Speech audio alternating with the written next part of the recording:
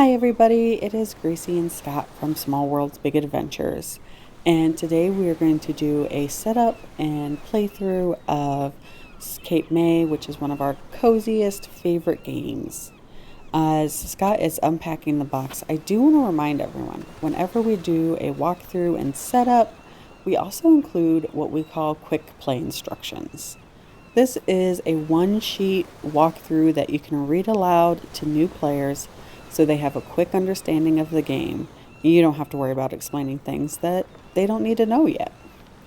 Now that Scott is setting out the board, he is trying to figure out what side to set it on. In the lower left corner, there is a symbol, and it will either be for 1 or 2 or 3 or 4 players. So once you have the board out, the next thing you're going to do is pull out the lighthouse token, and it will go on the season clock in the top left corner. Next, you'll pull out the event deck. These are little cards that have real life things that happened in Cape May, which adds a really cute authenticity to it. And you'll shuffle it better than Scott did here. And then you'll put it in its spot in the lower right corner. You'll lay out the upgrade tokens that are separated by zone and the shuffled activities deck to one of the sides of the board. The last thing for board setup is making sure all the bird tokens are in the bird bag and mixed up and set to the side. You want to make sure you have access to these as you go bird watching. That's it for board setup. Now we move on to character setup. Each player will have a player card that explains paying for the different actions and turns you can have, as well as getting a hand of movement cards. These movement cards are how you will move around the board. Along with that, each character gets their own bag of items. In this bag you'll have both the cottages and shops, as well as their upgrades to Victorians and commercial buildings. Each person can organize their stuff however they want. Along with their buildings, they'll have a money token, a victory points token, which you can see at the top center there, and a little player that sits on your board to track your turns, and similarly a little player that goes on the board to play your turns. The little money token goes on the tracker on the far right, starting at 0. Each player in a 2-person game starts with 20 monies, here represented by the little cardboard tokens. After you've shuffled the activity deck, you will give each player 2 cards. Now, the players keep these secret, but you'll get a peep here. A lot of these have to do with upgrading, moving, or building. And you put the other cards to the side of the board. Then you're going to shuffle the deck of bonus cards. Each player will get dealt 4 and then secretly chooses 2. These blue cards are end of game victory point cards. So you'll want to look at them, read through them, and then pick the 2 that you think you can accomplish. Each one will have a set number of victory points at the top and a bonus number of victory points at the bottom, depending on what you're able to achieve. The cards not chosen and the rest of the bonus cards go back in the box. The last thing in player setup is determining the first player and giving them the first player token. Now, most of the rounds will start with picking out an event card, but the first round does not. So each player will determine how they want to use their actions. One of the types of actions you can do is movement. Here I am going to move, and I chose a 2, which has a cost of 1 coin. So I move 2 spaces. I have to pay a coin. Scott is going to go ahead and make some money transfer change for me. Now, because I landed on a bird spot as a free action, I can go bird watching. So you'll see I will randomly pick a bird out of here, and I'll show you guys, but I keep this secret in game. Each player gets 3 actions on their turn. For the sake of demonstration, we're going to show some other things that you can do. Scott will have moved next to this square spot. So he's going to use one of his actions on his turn to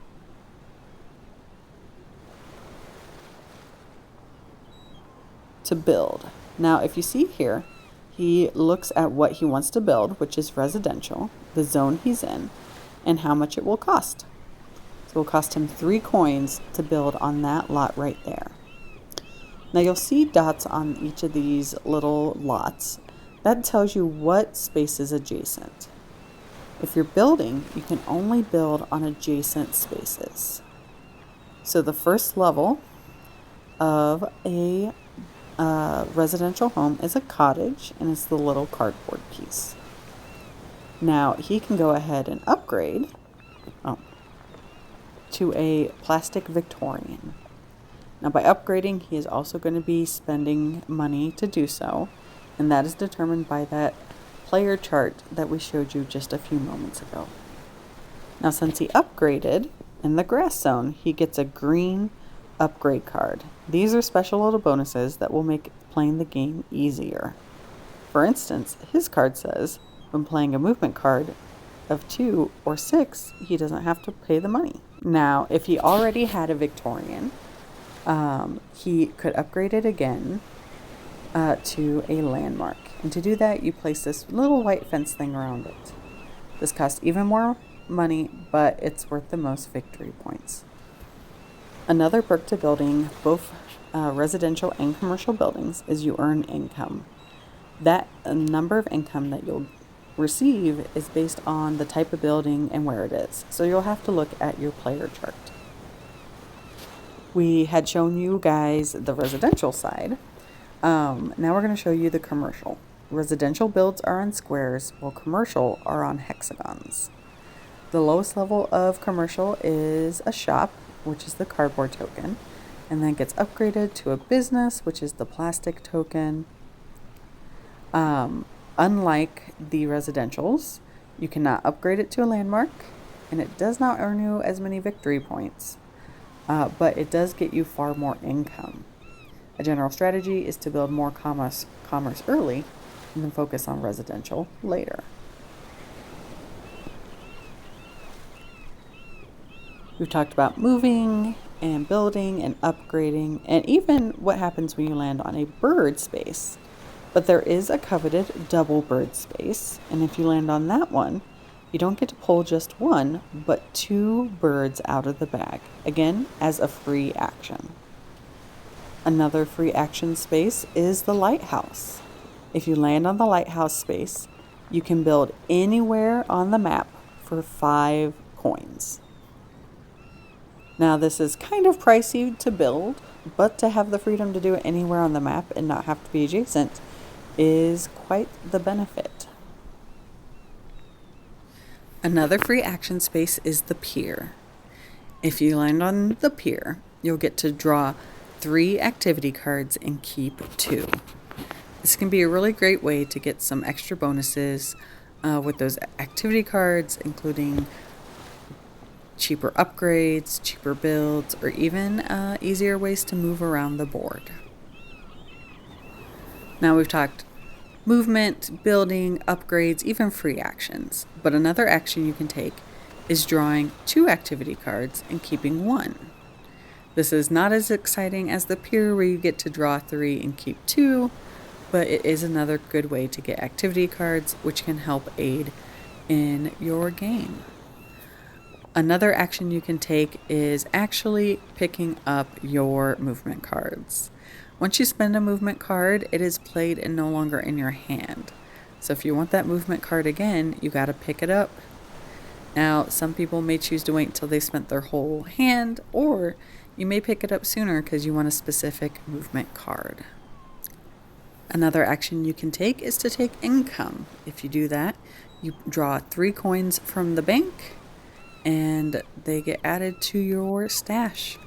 The more you build, the more you're going to need that income. As a refresher, for each turn you have, you get 3 actions. Those actions can be play a movement card, build, upgrade, draw activity cards, play an activity card, or retrieve movement cards. Or collect money too. Now, once every player's had a turn, then you move the season clock.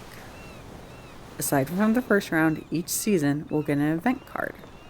This event will have some sort of action, whether it's players getting money or determining something on the board can't be built or is more expensive to build. It will have some immediate or ongoing impact. So for this one, each player who has a Victorian gets money. When you get to the end of a season, specifically when you've crossed over into the next season, each player will earn income. So based on your income track, each player will then earn that amount of money for the next season. At the end of a season, each player will also get 2 more activity cards.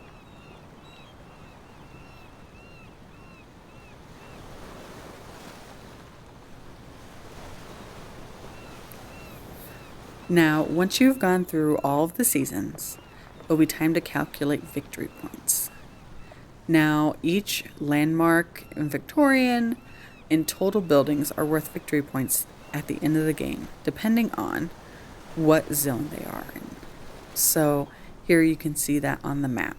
I do want to note, buildings built in gravel and grass are cheaper to build than houses built on dirt or sand.